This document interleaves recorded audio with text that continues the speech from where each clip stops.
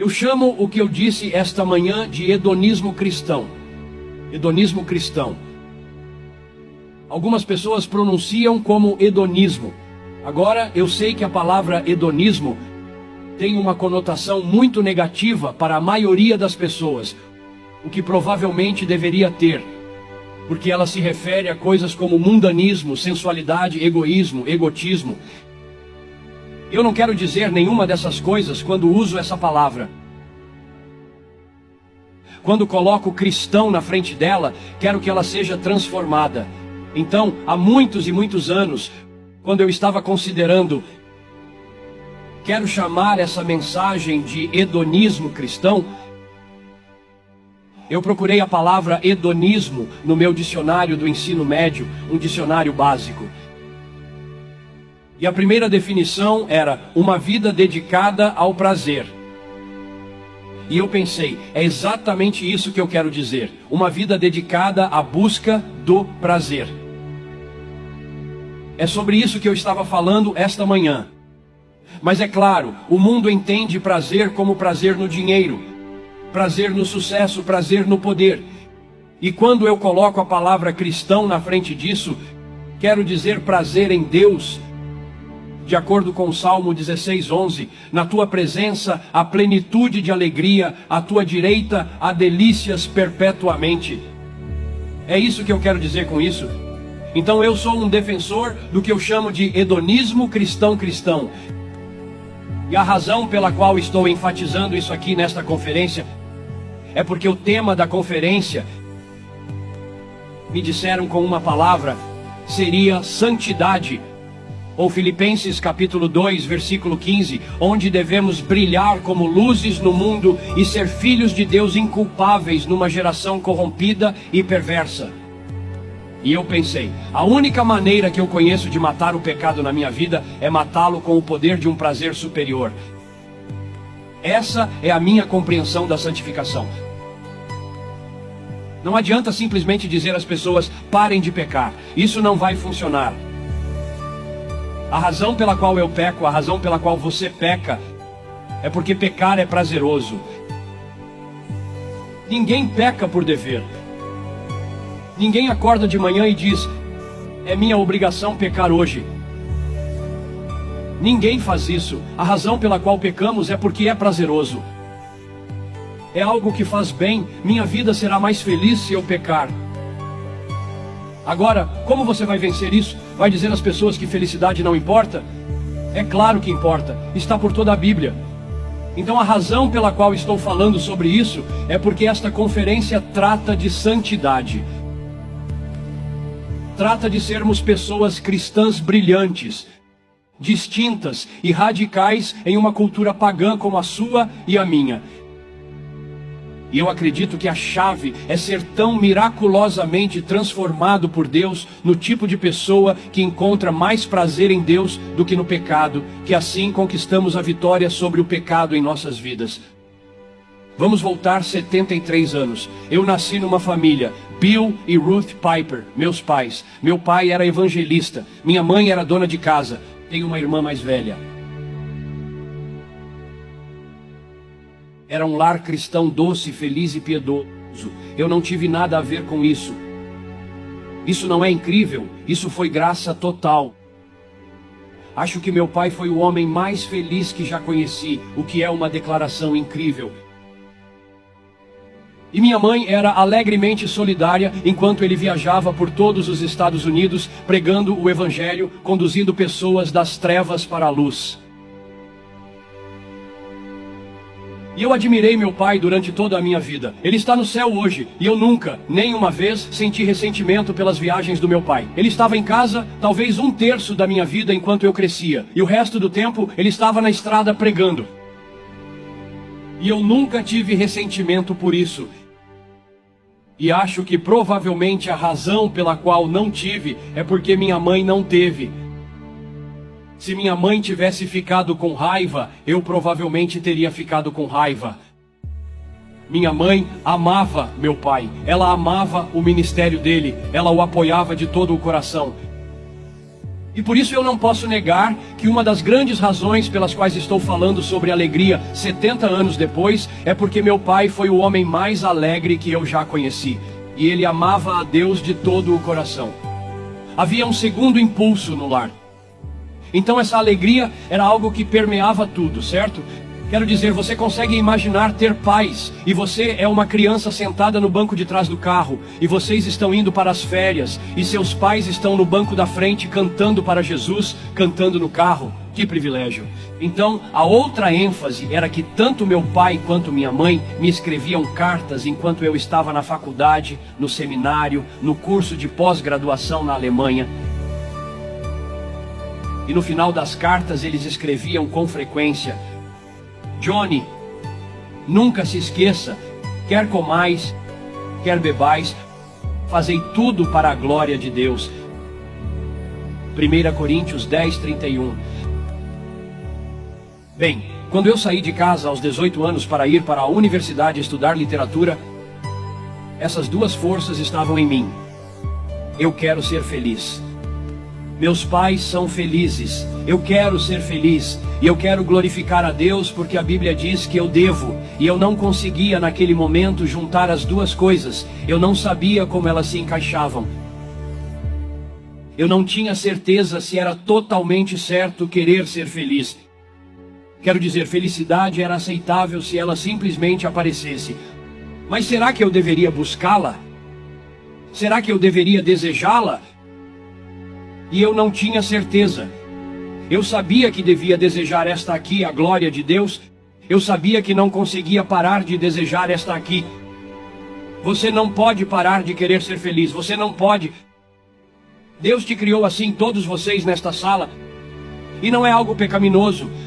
Deus te criou com o desejo de ser feliz. Isso é algo bom. Então fui para a faculdade. E ao final dos 4 anos na universidade, eu ainda não tinha descoberto.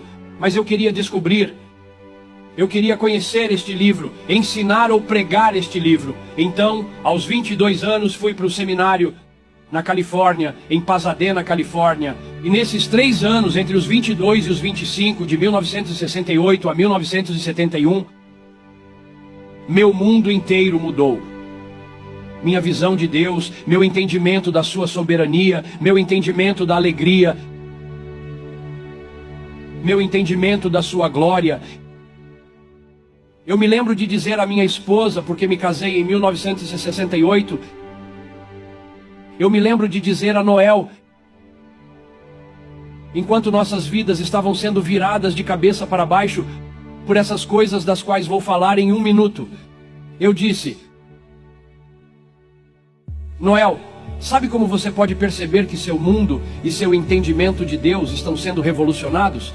Pela maneira como você ora. Eu queria orar com minha esposa. Sempre orei com minha esposa. Acho que é por isso que ainda estamos casados. Toda noite oramos juntos.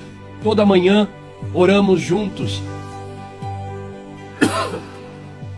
Que o teu nome seja grande. Que o teu nome seja grande neste mundo. Santificado seja o teu nome. Então, 3 influências entraram na minha vida: Daniel Fuller, C.S. Lewis, Jonathan Edwards. Daniel Fuller, vocês não o conhecem, ele foi meu professor. C.S. Lewis, vocês talvez conheçam, o escritor cristão britânico. Ele morreu no mesmo dia que John F. Kennedy. E Jonathan Edwards foi um pregador do século XVIII na América. E essas influências foram gigantescas. E deixe-me tentar explicar como elas foram. Eu estava em uma livraria na Colorado Avenue, em Pasadena, Califórnia, no outono de 1968, na Vrooman's Bookstore, numa mesa de livros usados, e eu peguei um livrinho azul, mais ou menos desse tamanho, com cerca de 60 páginas, chamado The Weight of Glory, de C.S. Lewis. E eu já disse muitas vezes, livros não mudam pessoas, parágrafos mudam pessoas. E esse me mudou. Então abri a primeira página e li isto: o Novo Testamento tem muito a dizer sobre abnegação, mas não sobre abnegação como um fim em si mesma. somos instruídos a negar a nós mesmos e tomar nossa cruz para que possamos seguir a Cristo, e quase toda descrição que encontramos nos convida através do desejo. Isso é o que eu tentei explicar esta manhã quando falei sobre abnegação. E então ele acrescenta: se há, na maioria das mentes modernas, a noção de que desejar o nosso próprio bem e esperar sinceramente por ele é algo ruim. E esse era eu. Eu temia que desejar o meu bem, a minha felicidade, o meu prazer, fosse algo ruim. Eu não deveria sentir isso. E ele está dizendo: se esse pensamento estiver escondido na minha mente, eu afirmo que essa noção se infiltrou vinda de Immanuel Kant e dos estoicos, e não faz parte da fé cristã. Bem, ele capturou minha atenção porque estava dizendo que o desejo de ser feliz não é um desejo ruim. E aqueles que dizem que é um desejo ruim estão sendo influenciados pelos estoicos, não pela Bíblia. E então ele continua assim: na verdade, se considerarmos as promessas sem pudor de recompensa e a natureza impressionante das recompensas prometidas nos evangelhos, pareceria que o nosso Senhor considera os nossos desejos não fortes demais, mas fracos demais. Eu nunca tinha ouvido ninguém dizer isso.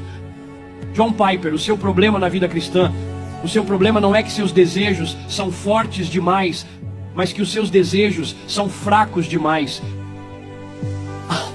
Eu não podia acreditar que alguém estivesse dizendo isso, porque por anos eu senti que meu problema era querer tanto ser feliz, que isso só podia ser um desejo ruim. E ele está dizendo: não, esse não é o seu problema é que você está se contentando com muito pouco. E ele termina com essa frase incrível que eu nunca esqueci: somos criaturas de meio coração, brincando com bebida, sexo e ambição, enquanto uma alegria infinita nos é oferecida, como uma criança ignorante que quer continuar fazendo bolinhos de barro no cortiço porque não consegue imaginar o que significa um feriado à beira-mar. Somos facilmente satisfeitos demais. Então aqui está o diagnóstico de C.S. Lewis sobre a Holanda. Ele já morreu, mas se ele estivesse aqui, bem aqui, e eu dissesse: me diga qual é o diagnóstico do problema do mundo na Holanda, ele diria: eles são facilmente satisfeitos demais. E isso é verdade. Como crianças brincando com bolinhos de barro no cortiço, sentadas na sarjeta brincando com água suja, e um homem está oferecendo a elas: quero te dar férias no mar, no oceano, por 2 semanas. E as crianças dizem: não, obrigado, estamos nos divertindo. Elas não sabem do que ele está falando. Esse é o problema no mundo. Nós ouvimos isso esta manhã de Jeremias. Vocês se afastam da fonte de águas vivas, cavam cisternas nos cortiços. Bem, eu nunca tinha ouvido ninguém dizer isso. E meu professor, Daniel Fuller, construiu toda uma parte do seu curso ao redor da frase: somos facilmente satisfeitos demais. Bem, mais 2 passos. E quanto à glória de Deus? E quanto ao louvor a Deus? Aqui está o que Lewis disse que me deixou sem palavras. Isso está em seu livro Reflections on the Psalms. O fato mais óbvio sobre o louvor, seja a Deus ou a qualquer outra coisa, curiosamente me escapava. Eu o considerava em termos de elogio, aprovação ou concessão de honra. Eu nunca havia notado que toda alegria transborda espontaneamente em louvor. O mundo ressoa com louvor. Amantes louvando suas amadas, leitores louvando seus poetas favoritos, caminhantes louvando a paisagem, jogadores louvando seus jogos preferidos. Louvor ao clima, aos vinhos, aos pratos, aos atores, aos motores, aos cavalos. Eu não havia notado que, assim como os homens espontaneamente louvam aquilo que valorizam, também espontaneamente incentivam outros a louvarem com eles. Ela não é adorável? Aquilo não foi glorioso? Você não acha aquilo magnífico?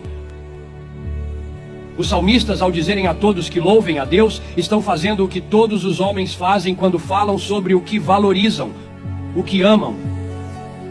Eu acho que nós nos deleitamos naquilo que desfrutamos, Porque o louvor não apenas expressa, mas completa a alegria. É a consumação designada. Então veja o que isso fez comigo. Deus não é um egomaníaco quando Ele ordena que você o louve. Se eu mandasse você me louvar, eu seria doente, maligno. Quando Deus ordena que você o louve, Ele está sendo amoroso. E Lewis me deu a resposta de como isso pode ser, porque ele disse: se Deus é supremamente deleitável, e você está desfrutando da sua beleza, sua excelência, seu valor, seu poder, sua sabedoria, sua graça, se você está desfrutando dele, e Ele ordena que você dê expressão a esse desfrute, esse louvor está levando a alegria, a sua conclusão, a sua consumação, e portanto, Ele está amando você. Ele quer que você complete a sua alegria, complete a sua alegria, porque Ele é o único lugar onde ela pode ser encontrada. Isso foi revolucionário para mim, pensar no louvor dessa forma, como a consumação da sua alegria em Deus. Mas isso não era a essência da questão. A essência, que foi onde eu terminei esta manhã, é que Deus é mais glorificado, mais louvado em você, quando você está mais satisfeito nele. Então, o louvor é a consumação da alegria. É a completude da alegria, mas a alegria é a essência do louvor. A maneira como eu gosto de dizer isso em inglês, porque soa tão bem, é: prizing é a essência do praising. Você valoriza algo, você o estima, você está satisfeito com aquilo. E isso é o coração e a essência do louvor. Caso contrário, o louvor é hipócrita. Este povo me honra com os lábios, mas o seu coração está longe de mim. Eles não me valorizam, estão apenas cantando canções no domingo de manhã, porque é isso que se espera que façam. Então isso foi outra parte gigantesca. E Jonathan Edwards foi quem me deu a chave para isso, porque ele disse: Deus glorifica a si mesmo não apenas comunicando a si mesmo às nossas mentes, mas comunicando a si mesmo aos nossos corações e sendo glorificado pelo nosso regozijo nele. E eu pensei, eu nunca ouvi ninguém dizer isso. Então tudo isso aconteceu nesses 3 anos. Esses pensamentos, essas descobertas estavam acontecendo. E nada mais foi o mesmo desde aqueles 3 anos.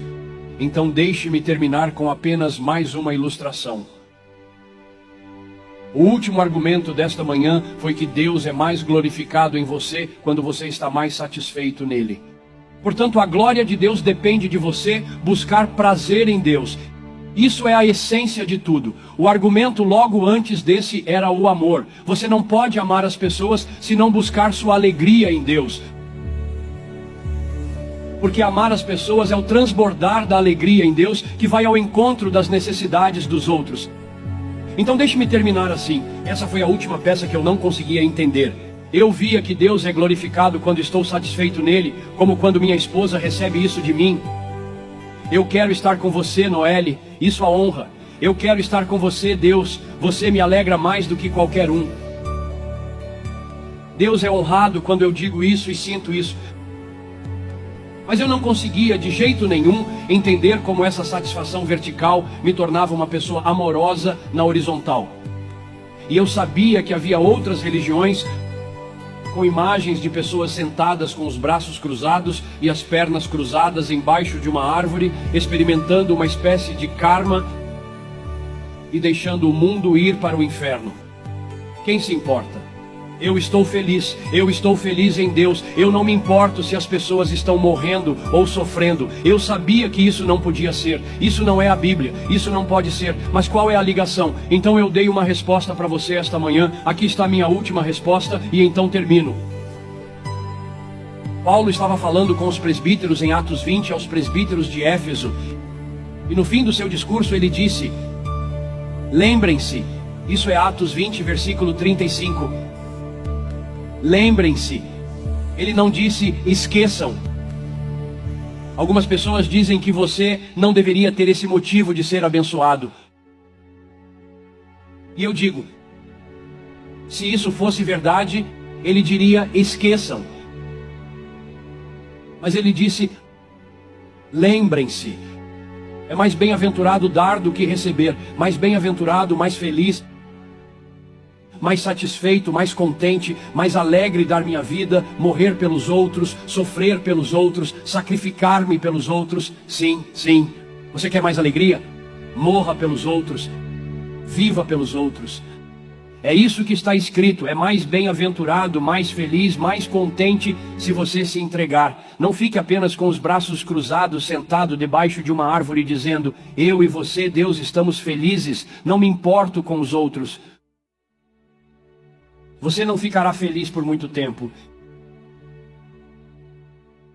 Isso não é alegria em Deus. Então eu descobri que a alegria em Deus é um tipo peculiar de coisa. Ela não apenas honra a Deus, mas também é uma espécie de pressão dentro de mim. Ela quer sair, ela quer atrair você para dentro dela.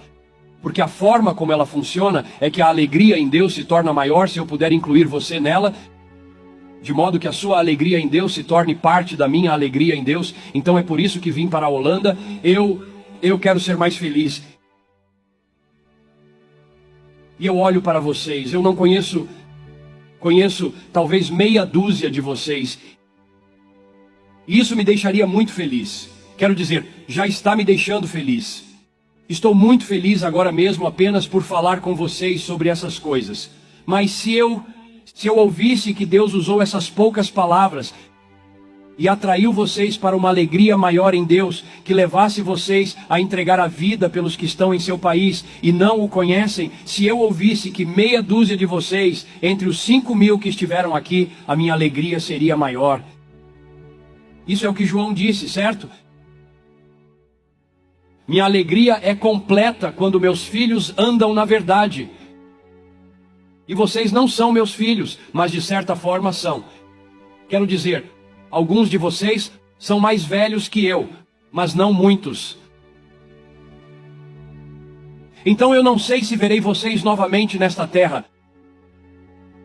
Mas se Deus me preservar na fé, e acho que talvez possamos cantar isso, como fizemos ontem. Se Deus me preservar, se Ele me sustentar firme, e se Ele agir em vocês, para levá-los a um desfrute mais profundo e mais doce de si mesmo, por causa do mundo e da sua glória, então eu não terei vindo à Holanda em vão. Vamos orar. Pai, agora isso é contigo. Eu fiz tudo o que pude pela tua força, e agora é o teu Espírito. E eu oro para que entendimento seja concedido, e que uma obra no coração seja feita pelo Espírito, para fazer com que Cristo pareça mais atraente, mais belo, mais valioso, mais satisfatório do que qualquer coisa neste mundo. Eu peço isso em seu grande nome, amém. Obrigado.